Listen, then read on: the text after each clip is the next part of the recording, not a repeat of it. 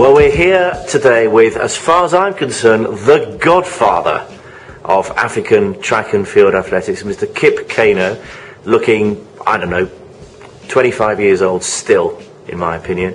Kip, it's nice to see you. It's been a few years since I last saw you. And I saw you in Eldoret at an athletics meeting where I ran, if you remember. Yeah, I know. And, well, it wasn't too good, was it? Well, I think you did your best. Thank you very much. Always is good to take part. The most important thing is to take part. And you know, any results come, you appreciate, and these are the most important. It was the altitude, Kip. It was the that's my excuse. The altitude, you cannot come within a very short period and run and perform well in the altitude. You need to build up for some time for the same altitude, so that you can be able to get a good result. It's perfect for Kenyan athletes, isn't it, and Ethiopian athletes as well, to run up that height. It also takes them time to prepare to get a good result. Yeah. Physically, mentally, it requires a lot of preparation, but the most important is mental preparation. Sure. Well, listen, I know from first experience, they work very, very hard as well. Yeah. Anybody who works hard, you always get a good result. Yeah. And those are the most important things. And no. we share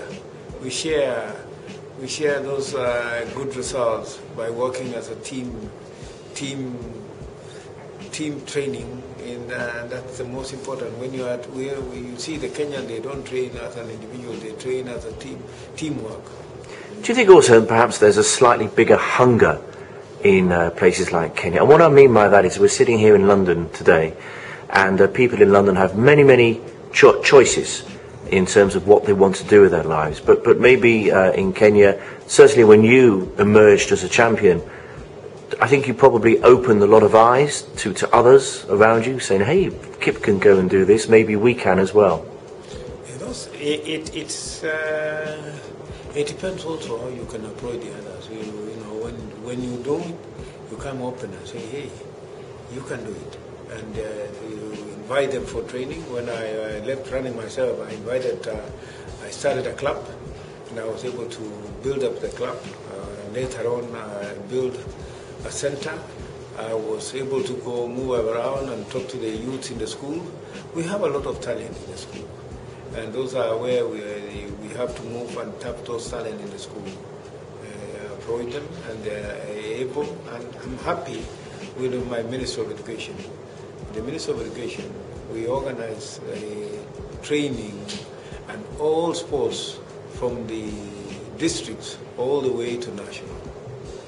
The primary, the secondary school, the high school, the universities and colleges, we all organize up to national. And there we tap those good athletes.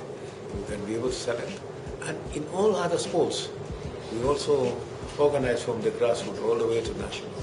There we can be able to tap the talent, who is the best, and we can be able to. But unfortunately, we don't have a good infrastructure like what you have here in London. And in England, you have a lot of good infrastructure.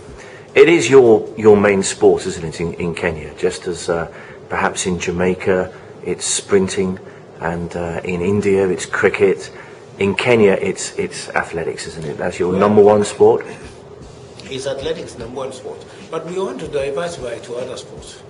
We want to go back to other sports. It should not be. We are now building up a cricket team. You're building a cricket team, yes, you are. We're building up rugby 7. And this is what we want to see. We want to see even the football team. We want to see even the volleyball, the field hockey. We have talent all over. And this is what we want to see. We want to have coaches to be able to improve in also all those events. Even the sprinting, as you say, belong to Jamaica. It belongs to everyone, even here in England. You can be able to produce somebody anywhere in the world today. Now, 1968, Mexico Olympics.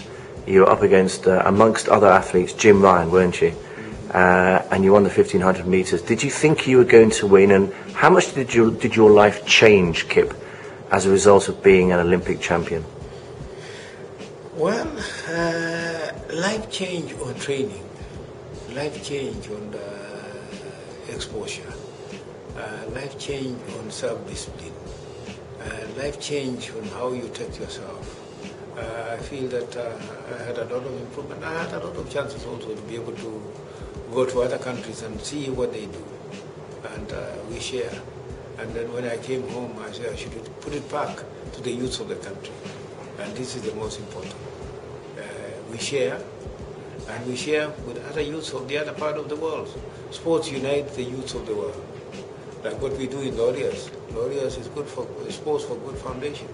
This is sports improve and build relationship in the youth of the world. And I wanted also that youth of my country to be able to share with others in the world and perform to their maximum and achieve something for themselves and for the country. And 4 years later, of course, you won gold again in Munich, this time in the steeplechase.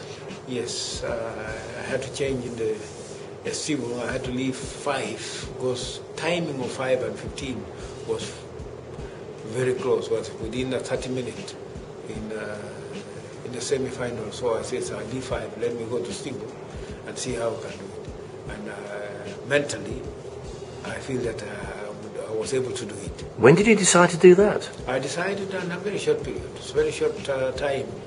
I qualified for all, and I was entered for 3 then, but I dropped the 5 and decided to go to the steeple. That was a good decision, huh? Yeah. It was a very good decision. Very short decision. And I feel that I'd only run 3 times the steeple. They say the 1500 metres is the blue ribbon event at the Olympics. It's still one of the main events in track and field to win. Of the many, many great athletes over the years who've run 1500 metres, like yourself and Peter Snell and Herb Elliott and Jim Ryan and Sebastian Coe and so on and so forth, who do you think perhaps, if it's not you, who is the greatest of them all? Well, the greatest of the most is Lord Coe. He is holding the Olympic record after today, after breaking my the Olympic record. He's still from 84 after today, the Olympic record owned by Lord Coe. And those are the people who have done their best. So everyone has done his best in 1500 meters. Those people you mentioned, like Peter Snell, Herb Elliott, Kip Keino,